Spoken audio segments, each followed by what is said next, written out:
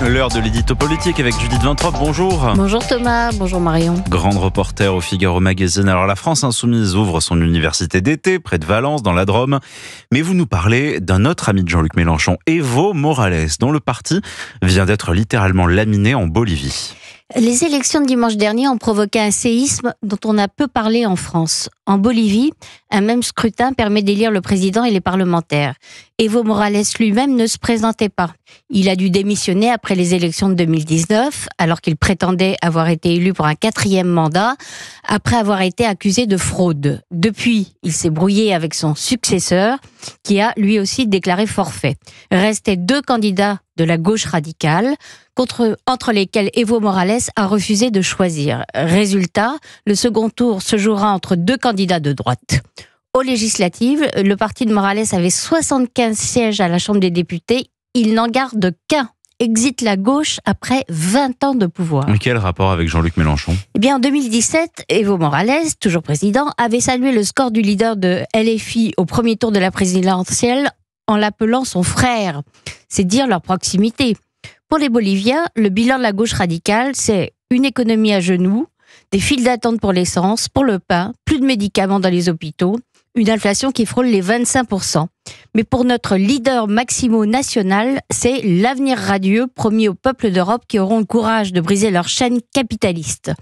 Il faut lire l'hommage exalté qu'il rend dans son carnet de route bolivien, publié en plein Covid, à la Bolivie qui aide comme elle peut à faire avancer les grandes causes communes de l'humanité.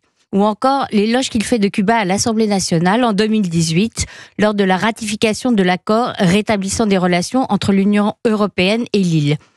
Il affirme qu'à Cuba, personne ne meurt de faim, alors que le peuple cubain manque de tout.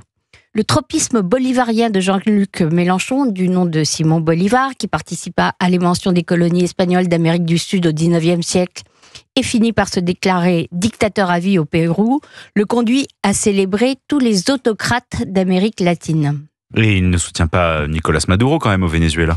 Non, mais il a refusé de le condamner lorsque Maduro a proclamé sa victoire en août 2024, alors même le Brésilien Lula, le Colombien Petro et le Chilien Boric, 3 présidents de gauche en général complaisants avec l'héritier d'Hugo Chavez, ont émis des doutes sur la régularité du scrutin. L'Union européenne, quant à elle, considère qu'il n'a pas été légitimement élu. Mais il en faudrait plus pour émouvoir la France insoumise, qui n'a jamais dénoncé la censure de la presse, la répression, les arrestations arbitraires et la torture pratiquées par Nicolas Maduro pour se maintenir au pouvoir tout au long de son règne. Il faut dire que Jean-Luc Mélenchon vouait un véritable culte à son mentor Hugo Chavez, dont il a pleuré la mort en 2013. Il voyait dans l'ancien président vénézuélien l'avenir du socialisme. Ce qu'il est ne meurt jamais, avait-il écrit sur son compte Twitter au moment de sa disparition. Les élections en Bolivie viennent pourtant de démontrer que la gauche bolivarienne n'a plus le vent en poupe en Amérique du Sud. C'est un 2e coup dur pour le leader de la France insoumise, après l'élection de Javier Milei en Argentine en 2023.